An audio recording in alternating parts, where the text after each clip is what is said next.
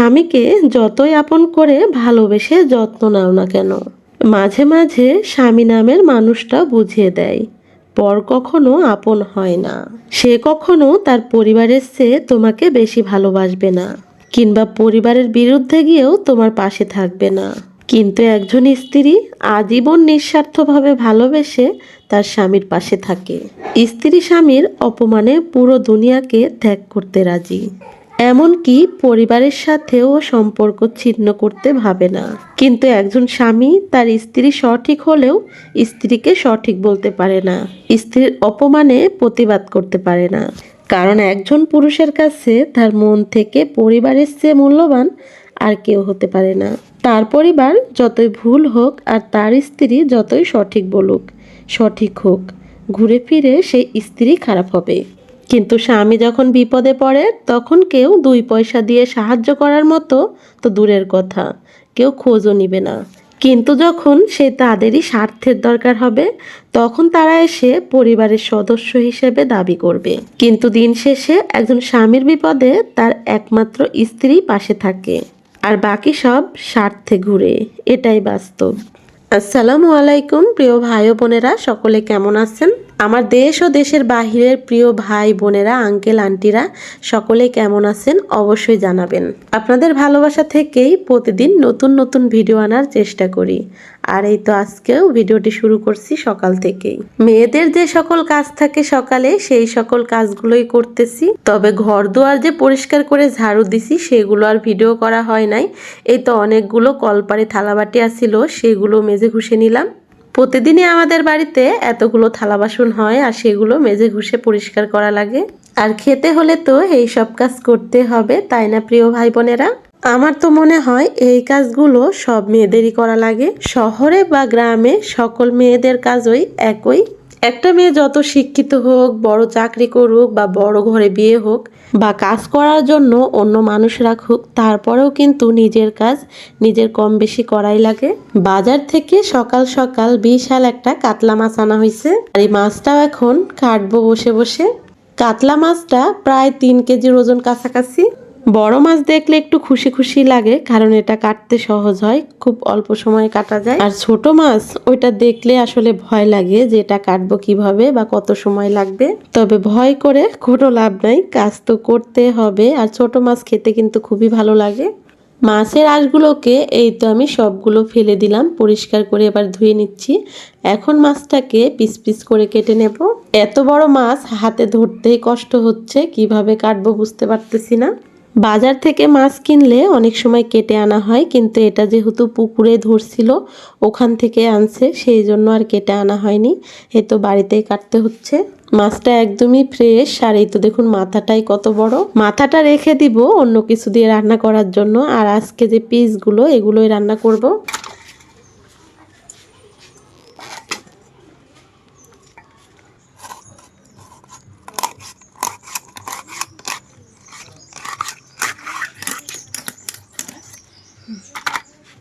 মাছটা কাটার পরে এই তো সুন্দর করে ধুয়ে পরিষ্কার করে তারপরে আপনাদের সামনে নিয়ে চলে আসছি। এই তো দেখুন কতগুলো পিস হয়েছে মাছের। আর এই তো বিশাল মাছের মাথাটা আমি কেটে একটু ছোটই করে ফেলছি। তাহলে চলুন দেখুন আজকে কি কি রান্না করি আপনাদের এই বোন। আর আমার এই গ্রামীণ সাধারণ রান্নাবান্না দেখতে হলে অবশ্যই ভিডিওতে একটি লাইক দিয়ে আমার পাশে থাকতে হবে। এগুলো হচ্ছে ঘটকচু, আর এই ঘটকচুর পাতা ডাঁটা সব কিছুই খাওয়া যায়। আর এই কচুর পাতাগুলো আরো বেশি ভালো লাগে ভর্তা করে খেতে। আমাদের বাড়ির পেছনেই এই গাছগুলো লাগিয়ে রাখি আমরা, এভাবে রান্না করে মাঝে মাঝে খাওয়ার জন্য। এর ডাঁটাগুলো মাছ দিয়ে রান্না করলে খুব ভালো লাগে খেতে। তবে আজকে ডাঁটা উঠাবো না, শুধু কয়েকটা পাতা উঠিয়ে নিলাম।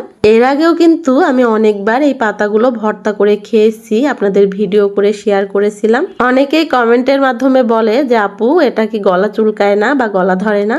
আসলে এই কচুর মধ্যে কিন্তু অনেক রকম জাত আছে। আমাদের যেই কচুটার মানে পাতাটা একটুও গলা চুলকায় না বা ডোগাগুলাও গলা চুলকায় না। আর এই তো রান্না করার জন্য সব কিছু রেডি করে নিচ্ছে এদিকে। মাটির চুলায় রান্না করতে গেলে সব কিছু গুছিয়ে নিয়ে রান্না করতে হয়, তাহলে সহজ হয়।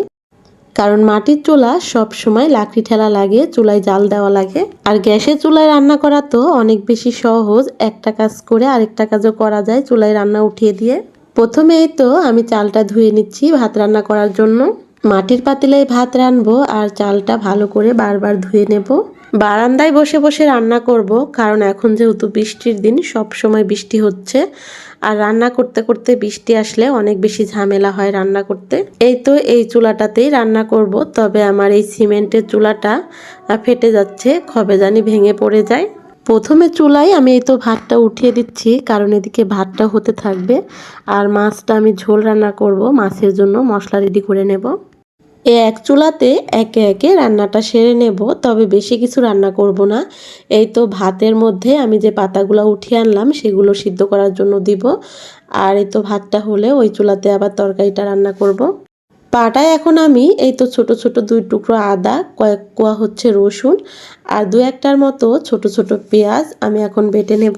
আমার নিজের তৈরি সব রকম ঘরোয়া মশলা আছে, এই তো শুধুমাত্র আদা, রসুন ও পেঁয়াজটাই বেটে নিচ্ছি, কারণ তরকারিতে একটু বেটে দিলে তরকারির ঝোলটা একটু গাঢ় হয়, খেতেও ভালো লাগে। চুলাটা খুব সুন্দর জ্বলতেছে আর এদিকে আমি মশলা করে নিচ্ছি পাটায়। প্রতিদিনই যেহেতু এখন বৃষ্টি হচ্ছে, সেই জন্য আমার রান্নাঘরের বারান্দাটা অনেকটাই নোংরা হয়ে গেছে। আর প্রতিদিন লেপে পুছেও রাখা যাচ্ছে না, বৃষ্টিতে নষ্ট হয়ে যাচ্ছে।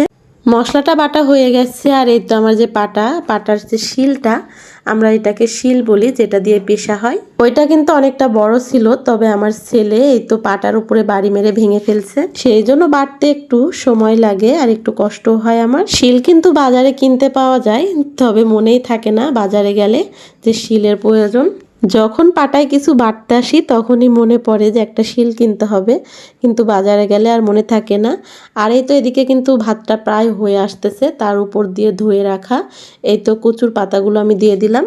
আমি যেহেতু বসা ভাত রান্না করি, সেই জন্য খুব সহজেই এভাবে কচুর পাতা সিদ্ধ করা যায়। আর এভাবে অল্প সময়েই 2 কাজই হয়ে যায়, ভাত রান্না করাও হচ্ছে আর পাতাগুলোও সিদ্ধ করা হচ্ছে ভর্তার জন্য। একদমই আস্তে আস্তে চুলার জালটা জ্বলতেছিল, যেন ভাতের যে নিচের ফ্যানটা সেটা আস্তে আস্তে শুকিয়ে যায়। আর এই তো এদিকে কচুর পাতাগুলো সিদ্ধ হয়ে গেছে। এবার ভাতের পাতিলটা নামিয়ে রাখবো, আবার ওই চুলাতেই আমি এখন ওই তো মাছের তরকারিটা রান্না করে নেব। কষিয়ে কাতলা মাছের ঝোল রান্না করব, এই তো আমাদের বিখ্যাত উত্তরবঙ্গের কুমড়ো বড়ি দিয়ে। কুমড়ো বড়ি রান্না করার জন্য সব সময় আগে এই তো এভাবে ভেজে নিতে হয়। রান্নার সময় আস্তে জালে আস্তে আস্তে নেড়ে চেড়ে ভেজে নেব। এই কুমড়ো বড়িও কিন্তু আমি নিজেই তৈরি করি, সেটা আমার ভিডিওতে অবশ্যই দেখেছেন। এটা অনেক বানিয়ে রাখছি বাড়িতে সব সময় খাওয়ার জন্য। তবে শীতের মধ্যে আমার প্রিয় আপুরা অর্ডার করলে পাবেন আমার কাছ থেকে। শীতের কয় মাস এই বড়িটা কিন্তু আমি সেল করি, কারণ শীতের মধ্যে অনেক অনেক বেশি খাওয়া হয় এই কুমড়ো বড়িটা। এই তো লাল লাল করে ভেজে নিলাম, আর এটা ভাজার কারণেই কিন্তু এটা থেকে অনেক সুন্দর একটা ঘ্রাণ আসে। এই কুমড়ো বড়িটা যে কোনো রকম মাছের সঙ্গে, সবজির সঙ্গে খাওয়া যায়। অনেকে কিন্তু ডিম দিয়ে রান্না করেও খায়, আবার ভর্তা করেও খাওয়া যায়। এই তো পেঁয়াজ মরিচ এখানে বেশি করে কেটে নিচ্ছি, এটা তেলে একটু ভেজে নিচ্ছি।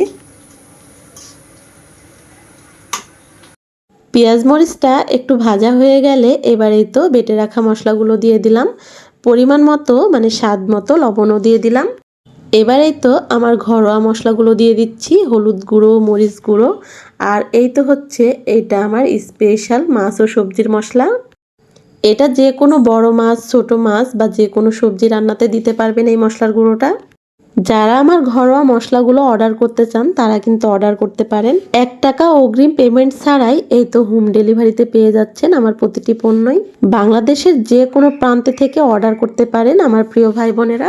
ঘরোয়া মশলাগুলো ছাড়াও কিন্তু আমি অনেক রকম পণ্য তৈরি করতেছি, শুধুমাত্র আপনাদের জন্য আমার নিজের হাতে।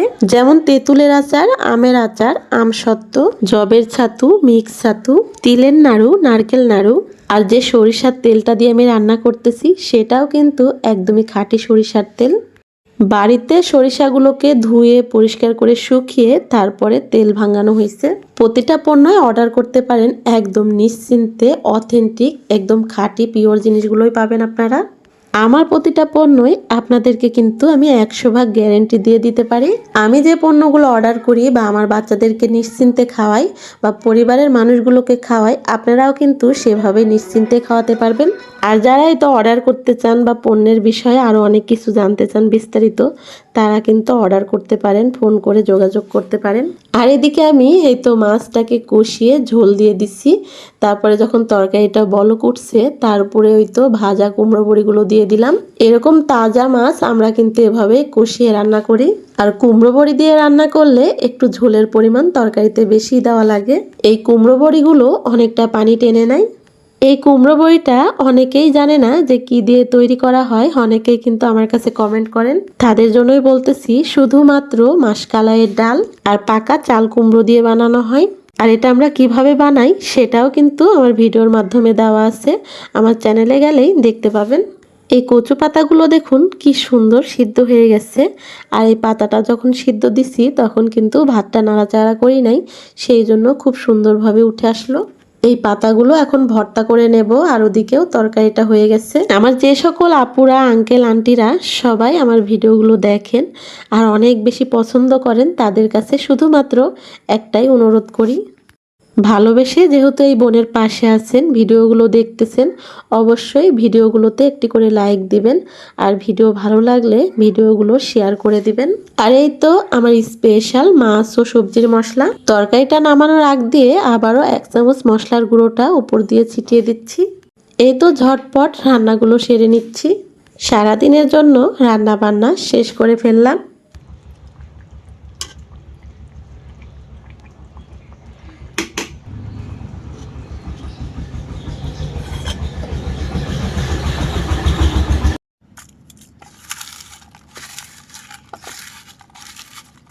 কচু পাতার ভর্তাটা করার জন্য আমি শুকনা মরিচ নিয়েছি ভেজে, আর পেঁয়াজ কুচি করে নিয়েছি।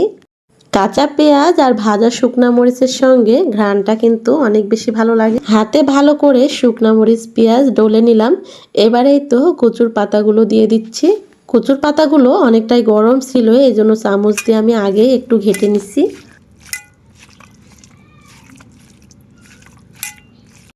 এবারে তো ভর্তার উপর দিয়ে খাঁটি সরিষার তেলটা দিয়ে দিলাম। এই তো হাতে মাখানো এই ভর্তাটা খেতে যে এত বেশি মজা লাগে, এটা বলে আপনাদেরকে বোঝানো যাবে না। যারা খায় বা যারা খেয়েছেন তারা অবশ্যই জানেন। হাতে মাখানো ভর্তা থাকলে আমার আসলে কোনো কিছুই আর লাগে না। গরম ভাতের সঙ্গে যে কোনো ভর্তাই অনেক বেশি মজা লাগে। আর যদি হয় এরকম কচু পাতার ভর্তা, তাহলে তো একদমই মজাই মজা। এই তো মাটির হাঁড়িতে রান্না করা ভাত, এখন প্লেটে গরম গরম ভাতগুলো বেড়ে নিচ্ছি। আমি কিন্তু সব সময় মাটির হাঁড়িতে বা যে কোনো হাঁড়িতে রান্না করলেই বসা ভাত রান্না করি। আর এই তো গরম ভাতের সঙ্গে নিয়ে নিলাম ভর্তা। বিশ্বাস করেন, যেদিনকে এই ভর্তা হয় সেদিন অনেক বেশি ভাত খাওয়া হয়। অনেকে আবার ভয় পেতে পারেন আমার এই কচু পাতার ভর্তার কথা শুনে। সত্যি করে বলতেছি, একটুও গলা চুলকায় না, অনেক বেশি মজার খেতে। আমার ছেলে মেয়েরা, বাবা মা সবাই কিন্তু ওই কচু পাতার ভর্তাটাই বেশি পছন্দ করে। এই তো এবার নিচ্ছি সেই বড় মাছের পিসটা। আর এই তো তার সঙ্গে কুমড়ো বড়ি। আমার 2 ছেলেই এত বেশি এই কুমড়ো বড়ির ভক্ত, যদি কুমড়ো বড়ি থাকে ওরা শুধু কুমড়ো বড়ি দিয়েই অনেকটা পেট ভরে খেতে পারে ভাত। আর আজকের ভিডিও কিন্তু একদমই শেষের দিকে। আমার রান্না বান্না আপনাদের কাছে কেমন লাগলো সেটা কিন্তু জানাতে ভুলবেন না। সবার প্রতি ভালোবাসা, দোয়া রেখে আজকের ভিডিওটি এই পর্যন্তই। আল্লাহ হাফেজ।